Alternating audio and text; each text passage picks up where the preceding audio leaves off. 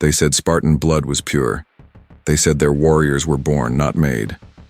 But behind every perfect soldier stood a mother who never chose her child, and a father who was chosen by the state.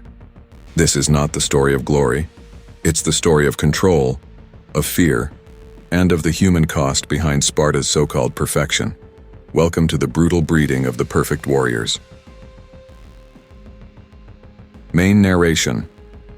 In ancient Greece, while most city-states celebrated philosophy, art, and democracy, one place forged its identity in iron and blood: Sparta. Its people were not born free.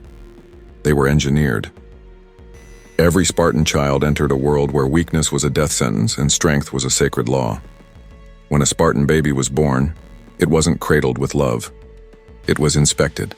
A council of elders examined each infant for signs of deformity or frailty. If the child was deemed weak, it was carried to the edge of Mount Taygetus and left there, exposed to the elements. Nature, they believed, would decide who was worthy of life. For those who survived, the path ahead was no less cruel. At the age of 7, boys were torn from their mothers and thrown into the Agōgē, Sparta's brutal military training system. Here, childhood ended the moment it began. Were starved to toughen their bodies. They were beaten to harden their spirit. They were taught to endure pain in silence. To cry was to betray Sparta. To show mercy was to betray perfection. The state had one goal: to mold human beings into weapons. And weapons could not love, fear, or question. Spartan education was not about learning to think. It was about learning to obey. Reading and writing were minimal. Discipline, endurance, and loyalty were absolute. By 12, boys learned to steal food, but if caught, they were punished not for theft, but for getting caught. The lesson was clear. Cunning was a virtue. Compassion was a weakness. Girls in Sparta were no less controlled. They were trained not for war, but for breeding. They ran, wrestled, and trained their bodies because a strong woman would bear strong sons. Marriage was not an act of love, but of eugenics, the ancient science of selective breeding. The state arranged unions based on physical excellence. If a husband was old or infertile, the government could assign another man to impregnate his wife. It was not adultery, it was duty. Sex was a tool of policy. Children were not born from passion, but from command. This system created generations of disciplined, fearless soldiers, men who would stand against overwhelming odds and never retreat. But it also created something else: a society without empathy. Inside the Agōgē, friendships were weaponized. Older soldiers, called Orestes, were paired with younger boys, Eromenos, in mentorships that blurred the line between training and control. These relationships reinforced obedience and dominance, turning affection into hierarchy. Even intimacy was state-engineered, designed to strengthen loyalty to Sparta, not to each other. By the time a Spartan boy reached 20, he was not a man, he was property of the state. He lived in military barracks, not homes. He dined in communal halls with his unit, not his family. He was forbidden to live with his wife until age 30. Love, family, and individuality were luxuries that belonged only to the weak. This relentless system worked for a while.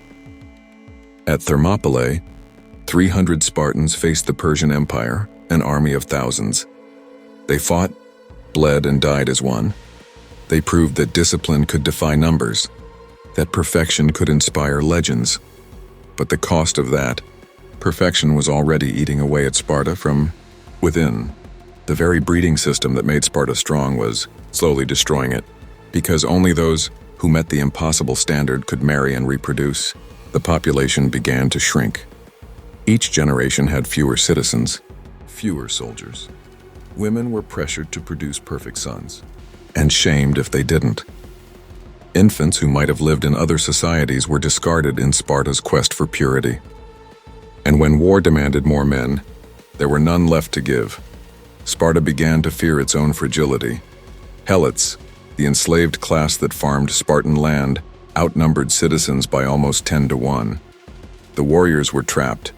If they left to fight abroad, the Helots might rebel at home. If they stayed to control the slaves, their empire would stagnate. Strength became a cage. Inside that cage, paranoia ruled. Every year, the Spartan state declared ritual war on the Helots, allowing citizens to kill them without trial, a purification of blood, they claimed. But in truth, it was fear disguised as duty. The system that bred perfect warriors had also bred perfect oppressors. By the 4th century BCE, the cracks were visible. The few who survived the Agōgē were haunted men, efficient killers, but emotionally hollow. They could conquer but not create. They could fight but not build.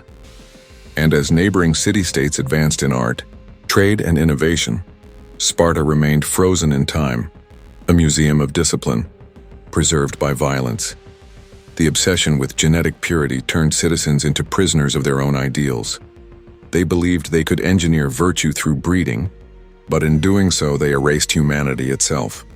In the end, even the perfect warrior could not save a dying state, because when every part of life becomes a tool of control, there's nothing left worth fighting for.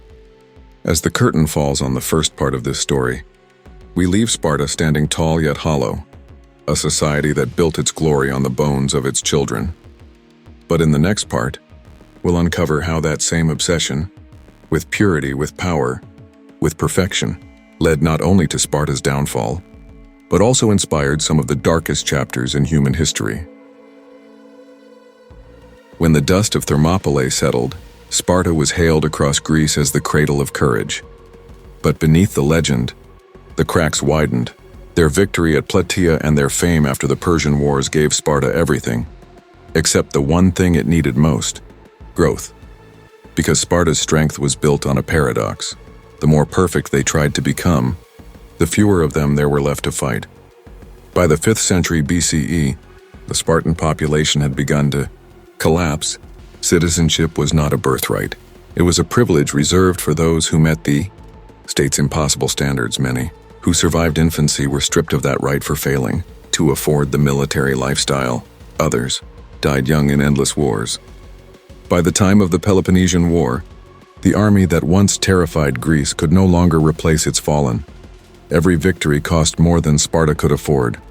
But instead of adapting, Sparta doubled down. They clung to their breeding laws, their rituals, their cult of strength. The Agōgē remained sacred, even as fewer boys entered it. Helots continued to feed the machine, even as their numbers grew uncontrollable, and the once proud Spartan elite became a ghost caste. Fewer than 1,000 pure citizens remained, each one burdened with the expectation to maintain perfection, to marry, to breed, to obey. Fear replaced discipline, tradition replaced innovation, and in that silence, the empire began to rot from within. Then came Leuctra. The year was 371 BCE. For centuries, Sparta's armies had never known defeat on land. Their warriors stood as the ultimate product of their breeding, unflinching, invincible, divine. But when they met the Theban phalanx under Epaminondas, something unexpected happened. The perfect soldiers broke their formation, once unshakable, shattered under a new kind of warfare they could not predict. It wasn't just a loss, it was humiliation. Sparta's legend of invincibility died on that field, and with it, the myth of perfection. After Leuctra, their influence crumbled. Their youth programs weakened.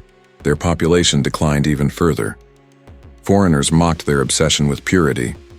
And as other Greek city-states adapted, evolved, and expanded, Sparta stood motionless, trapped in a past it could no longer sustain. The perfect soldier had become obsolete.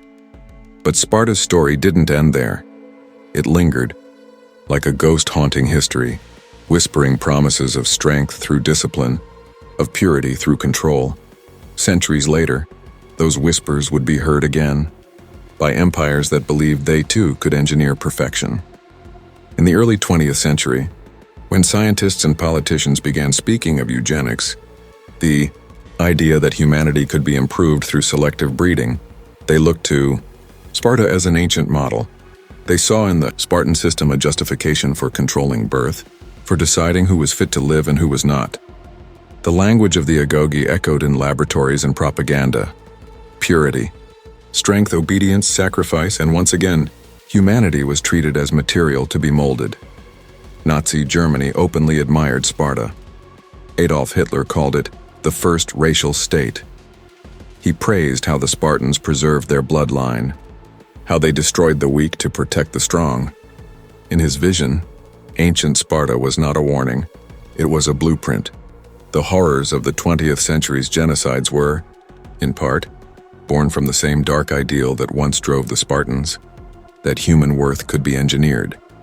But Sparta's real lesson was never about perfection, as it was about collapse.